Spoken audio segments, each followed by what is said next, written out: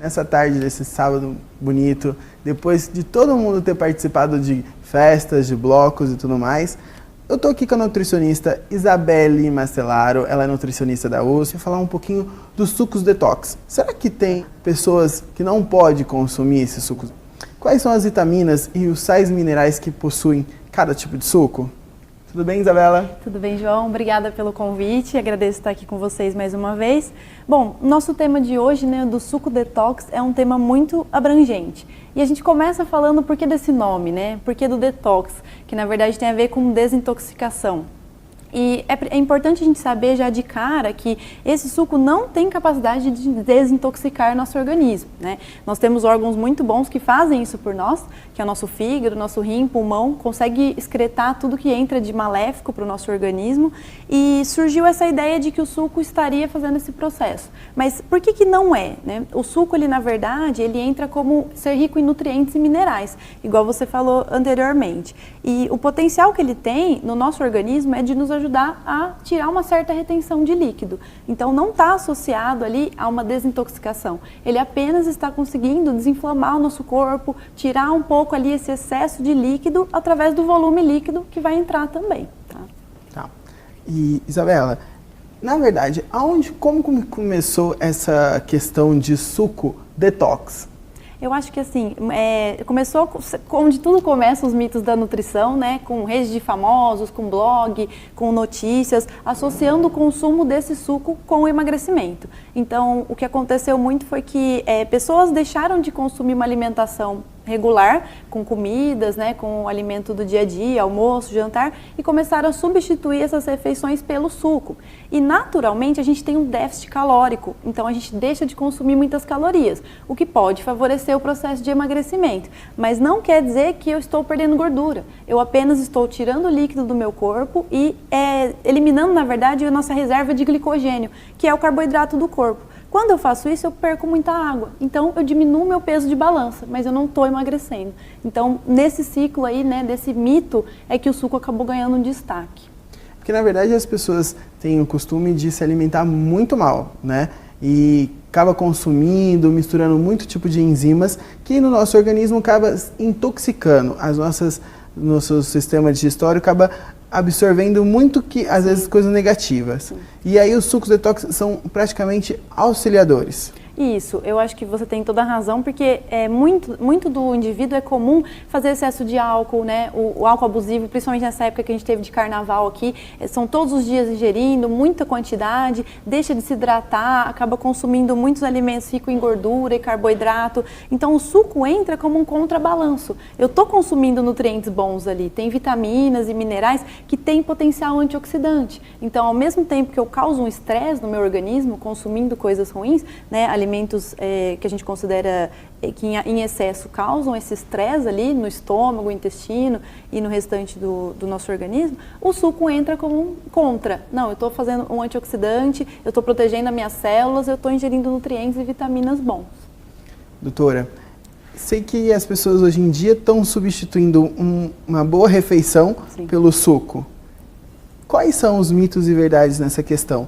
Eles são, na verdade, sucos que vão fazer a redução de medidas, ou eles, na verdade, só vão mesmo fazer a limpeza? Porque eu vejo que tem muitas pessoas emagrecendo com essa questão de sucos detox. Eu acho que é importante a gente saber o que tem nesses sucos, né? Então, nós temos vitamina A, vitamina C, alguns nutrientes, então a gente tem alguns minerais ali importantes, né, nesse tipo de suco, mas faltam algumas coisas essenciais. Por exemplo, quando a gente fala de emagrecimento, a gente tem que falar do consumo de proteínas. Proteínas que a gente encontra no leite, no ovo, na carne, no frango, e os sucos são extremamente carentes nisso. Então, uma dieta, uma alimentação que é baseada somente no suco o dia todo, a gente tem esse déficit, esse prejuízo. E o principal olhar que a gente tem que ter é na questão da saciedade também. O indivíduo que ele só bebe líquidos o dia todo, ele tende a sentir mais fome do que o indivíduo que está consumindo alimento. E isso porque ele não tem um principal fator, que é a mastigação.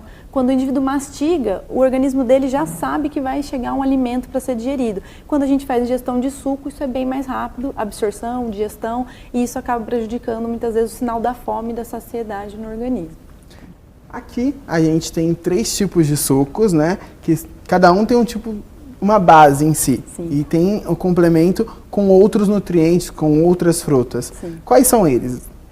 Bom, a gente escolheu aqui 3 tipos de sucos diferentes, né? O nosso suco número 1, na base dele, leva laranja e couve, e a gente teve a adição do gengibre em raspas, né? O nosso suco número 2, a base é o abacaxi com a couve, também com a adoção, o adoçante com o gengibre, né? E o nosso suco número 3, a base dele é de melancia e limão, e foi adicionado também a linhaça, né? A linhaça. Então, o que a gente pode perceber aqui com esses sucos, né? Com o gengibre, a gente tem sim um potencial antioxidante e anti-inflamatório, não que ele sozinho vá fazer algum tipo de milagre, mas é uma adição interessante aqui para os nossos sucos, né? Ele tem o gengirol, que é um composto que tem essa capacidade anti-inflamatória. Tá? A adição da chia, né, ou da linhaça faz o que de diferente nos sucos? Promove um pouco mais de fibra. Então, esse nutriente pode fazer o suco ficar um pouco mais substancioso e não entra somente o líquido, né? Uhum. E quando a gente usa alguns ingredientes, por exemplo, a couve e a melancia, muitas vezes a gente está adicionando ali um nutriente que o indivíduo não consumiria.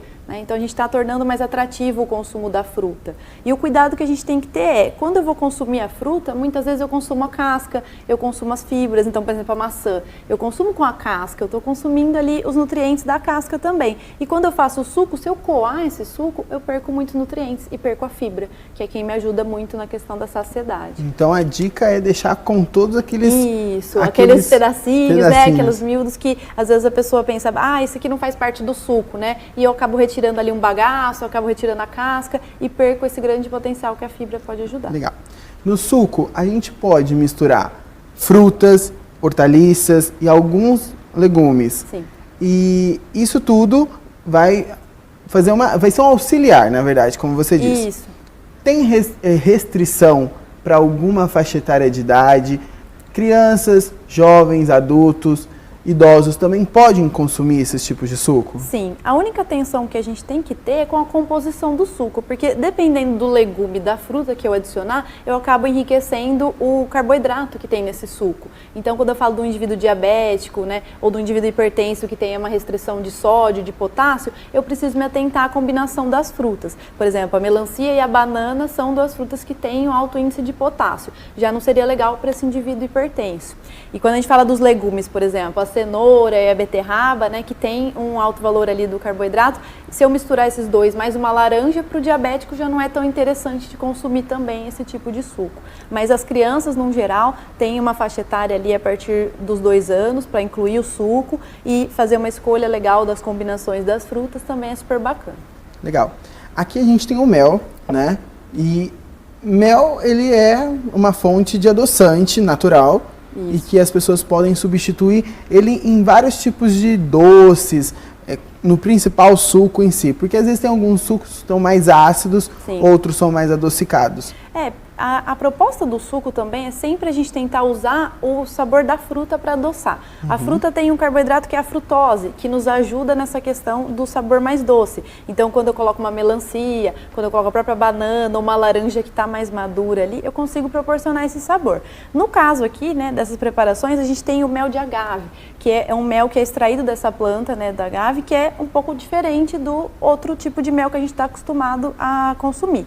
A diferença entre eles é basicamente no carboidrato. Esse mel de agave tem um pouquinho menos de carboidrato, certo? Então, as calorias que ele vai fornecer pra gente é um pouquinho menor, tá? Quando a gente compara os 2 tipos de mel com o açúcar, a gente tem também uma diferença. O nosso açúcar de cozinha, o açúcar branco, é o mais calórico que tem e é o mais refinado, ou seja, ele não tem nada de fibra, de nutrientes, né? Ele acaba entrando no nosso organismo como uma fonte de sacarose, que é um açúcar mais simples. Então, a grande sacada é saber a quantidade, porque eu estou trocando alguns itens que são parecidos. Então, se eu consumir a mesma colherzinha de chá de todos eles, quando a gente consome o mel ou o agave, eu estou consumindo um pouco menos de caloria. Agora, se eu precisar adoçar com maior volume deles, eu acabo, às vezes, consumindo a mesma coisa. Tá? Certo. Quero que você fale um pouquinho da linhaça. Um dos nossos sucos vai linhaça. Certo. A linhaça ela pode ser ou triturada, né?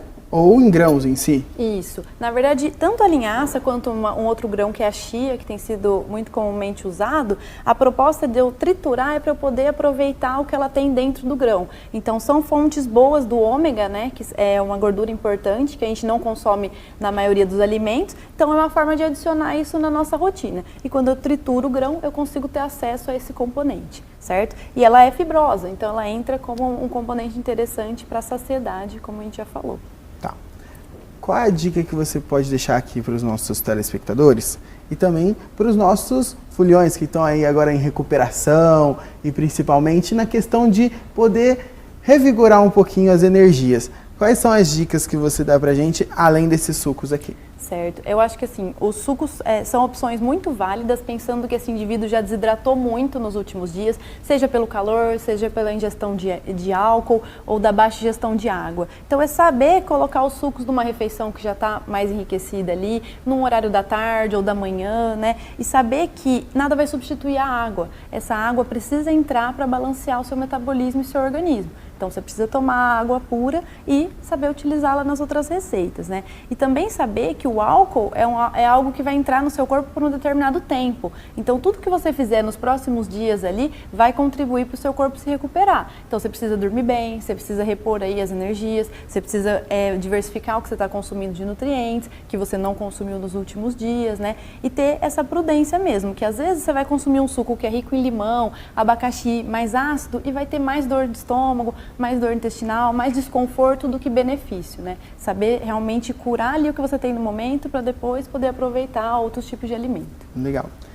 André, essa é a dica de saúde nesse sábado, nessa tarde de sábado, com os foliões, com todo mundo aí que está assistindo a gente. Obrigado, doutora, muito obrigada pela participação. Pela presença. Quero também agradecer o chefe Rodrigo, do Hotel Stream Palace, por abrir as portas aqui pra gente, fazer esses sucos aqui maravilhosos e que agora eu e a doutora e também o Edu, que está aqui nas câmeras, também vai aproveitar e vamos tomar também para poder já entrar no ritmo de desintoxicação e tudo mais. Obrigado. Obrigada, pessoal. Até a próxima.